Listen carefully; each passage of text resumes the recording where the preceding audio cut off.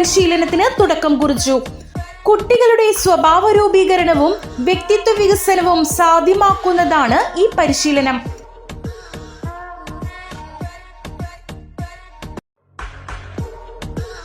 മുൻ Indian goal keeper Victor Manjila പരിപാടി ഉദ്ഘാടനം ചെയ്തു. നമുക്കറിയാം, ഇവിടെ നേരത്തെ സൂചിപ്പിച്ചതുപോലെ ഇന്നത്തെ ഒരു യുവതലമുറയുടെ ഒരു മാനസികാവസ്ഥ എന്താണെന്ന് അറിയാം. ഇന്ന് നമ്മൾ കേട്ടുകേൾവി, പണ്ട് കാലത്ത് കേട്ടുകേൾവിയില്ലാത്ത ഒരുപാട് കാര്യങ്ങളാണ് നമ്മളിപ്പോൾ കണ്ടുകൊണ്ടിരിക്കുന്നത്.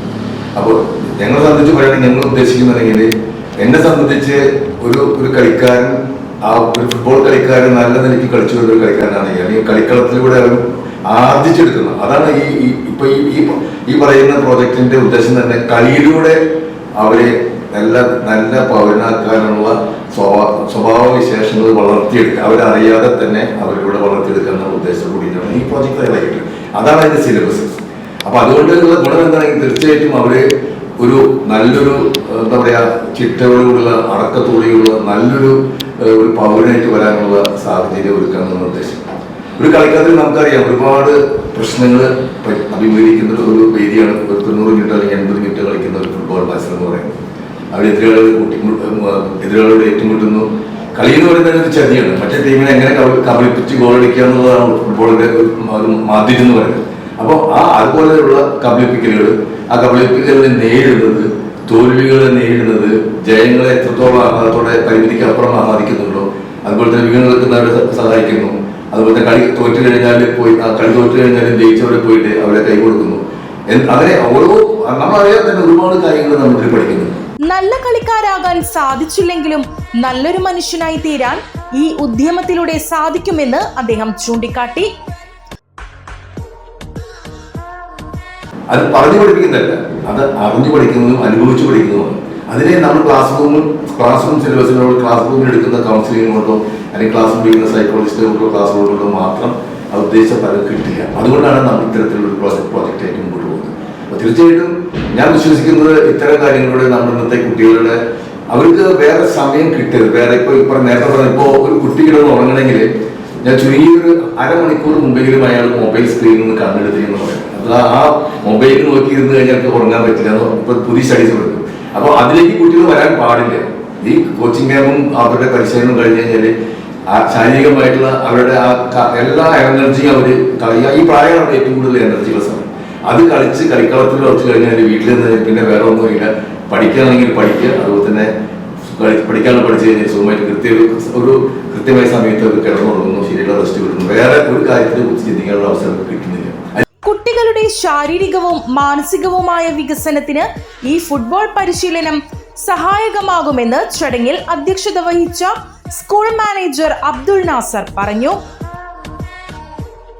ആലുവ ക്രസന്റ് പബ്ലിക് സ്കൂളിനെ സംബന്ധിച്ചിടത്തോളം വളരെ വളരെ പ്രധാനപ്പെട്ട ഒരു ദിവസമാണ്. 38 വർഷമായി CBSE സിലബസ് അനുസരിച്ച് നടത്തുന്ന ഈ സ്കൂളിന്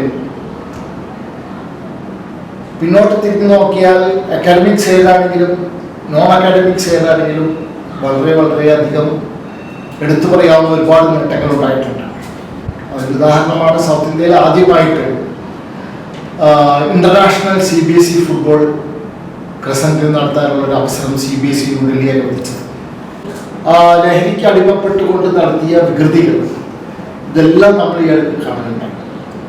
അതിൽ നിന്ന് ഉണ്ടായ ഒരു ആശയമാണ് ഫുട്ബോളിലൂടെ, സ്പോർട്സിലൂടെ കുട്ടികളുടെ മൈൻഡ് സെറ്റ് മാറ്റിയെടുക്കുക എന്നുള്ളത്. ശ്രീ വിക്ടർ മഞ്ഞിലയും ഷാജി ചെയർമാനായിട്ടുള്ള FC ക്ലബ്ബ്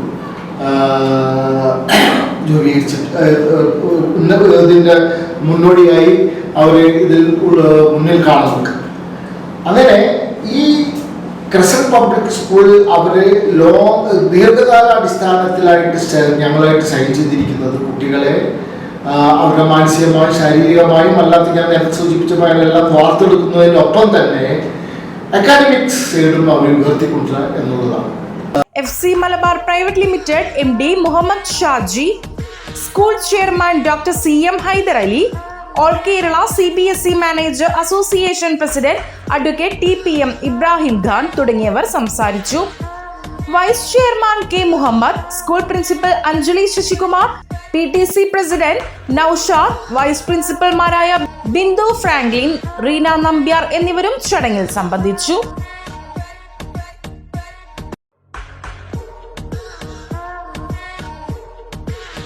ഇതിനെല്ലാം ഉദ്ദേശം നമുക്കറിയാം. നമ്മുടെ കുട്ടികളിൽ പഠിത്തത്തിൽ മാത്രമല്ല, വിദ്യാഭ്യാസം അല്ലാത്ത രീതിയിൽ കായിക മഴയിലും കലാരംഗങ്ങളിലുമെല്ലാം നമ്മുടെ വിദ്യാർത്ഥികളെ ഒരുപോലെ ശാരീരികമായും മാനസികമായും അവരെ നല്ല നിലയെത്തിക്കുക എന്ന ഉദ്ദേശം വെച്ചുകൊണ്ട് മാത്രമാണ് ഇത്തരം കലാപരിപാടികൾ, ഇത്തരം പ്രോഗ്രാമുകൾ ഈ സ്കൂൾ സംഘടിപ്പിക്കുന്നത്.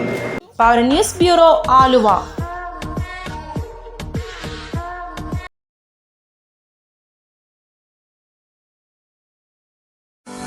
MES College of Engineering Technology is one of the most prestigious engineering college under the MES Trust.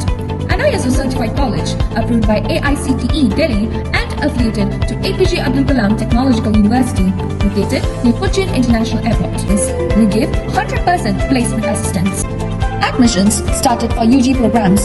For more information, contact 944 77 81 611.